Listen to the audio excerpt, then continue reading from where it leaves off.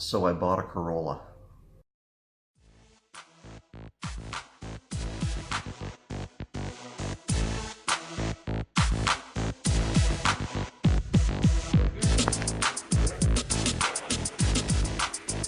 So when you have a vehicle shipped all the way from Ottawa, I guess this is what you should expect, eh? Yeah.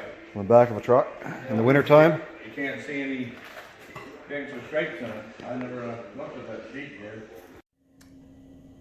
So it got a little dirty on the back of the hauler all the way from Ottawa, which is about 650 miles from here, about 1,100 kilometers. So I guess I best go wash it.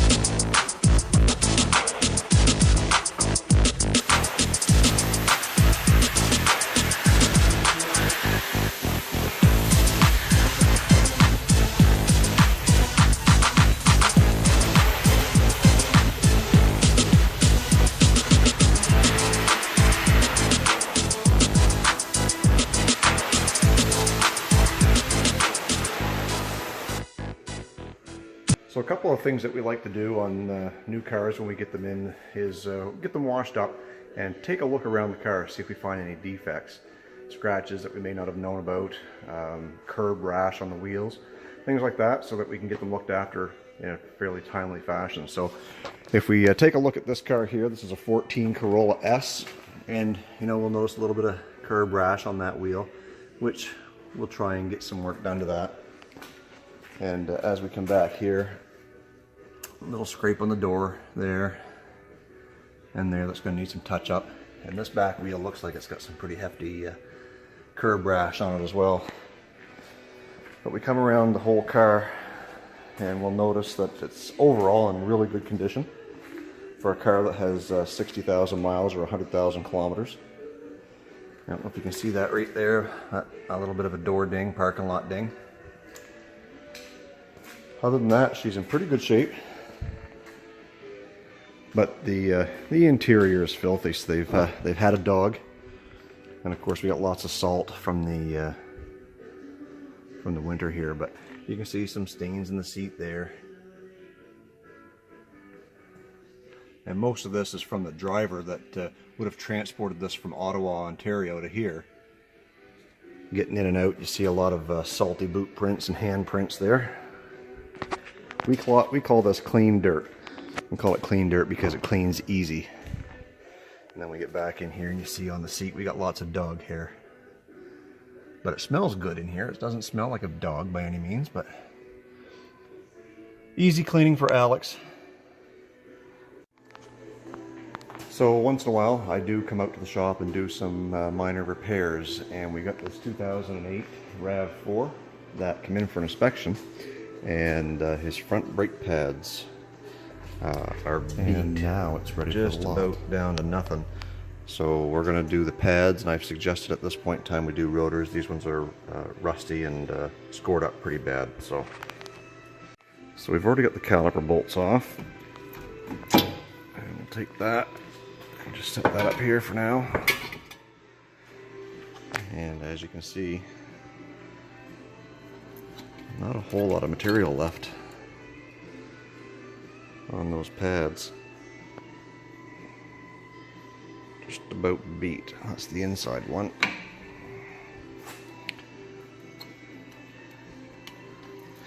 The outside one's not much better.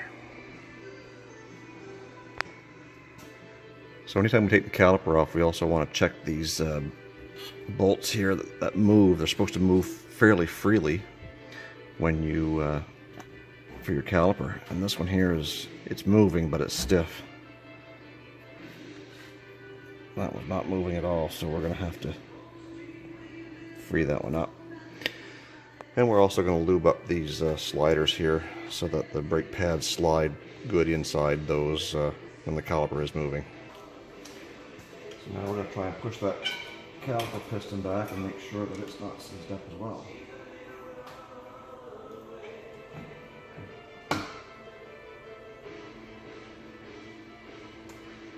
Seems to be going back all right.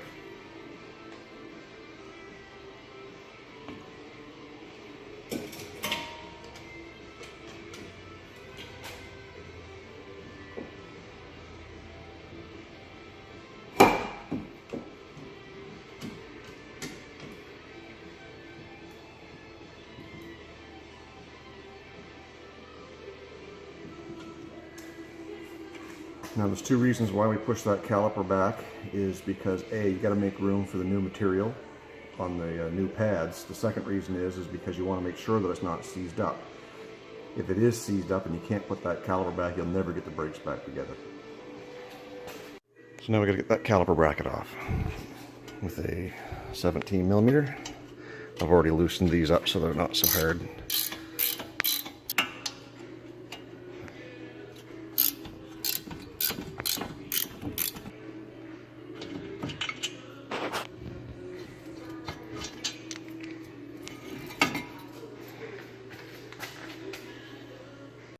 Okay, so we've got the pins so they're moving freely,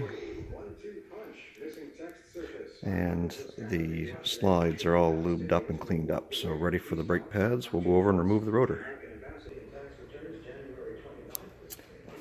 Now get this friggin' rotor off here.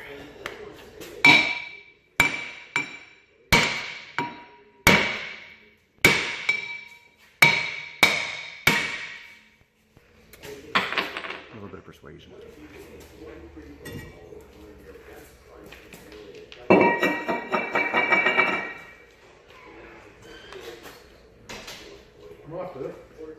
Yeah, a couple of good whacks.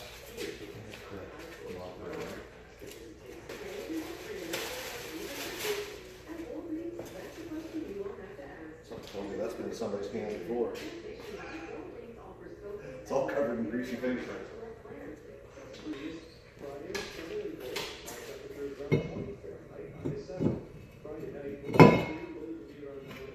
Shiny.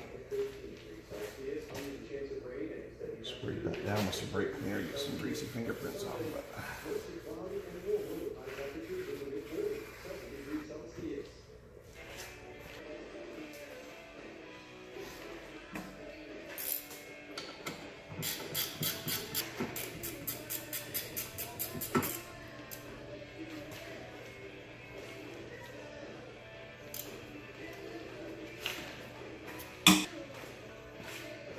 Now you'll see the difference between the old and the new pad.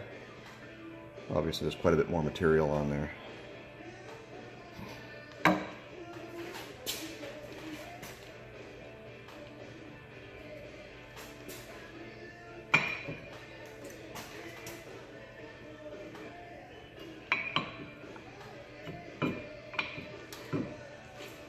Now we're ready for the caliper.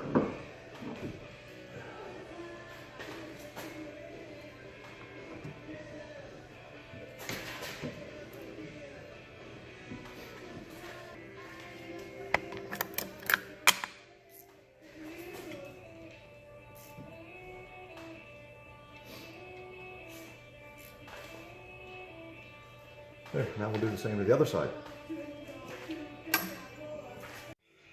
Okay, so we got the front brakes, the pads and rotors done on this Toyota RAV4. And if you remember when we had the caliper apart, we pushed that piston back on both sides. So one of the first things you got to remember when you get back into the vehicle is to pump the brake until the pedal feels hard.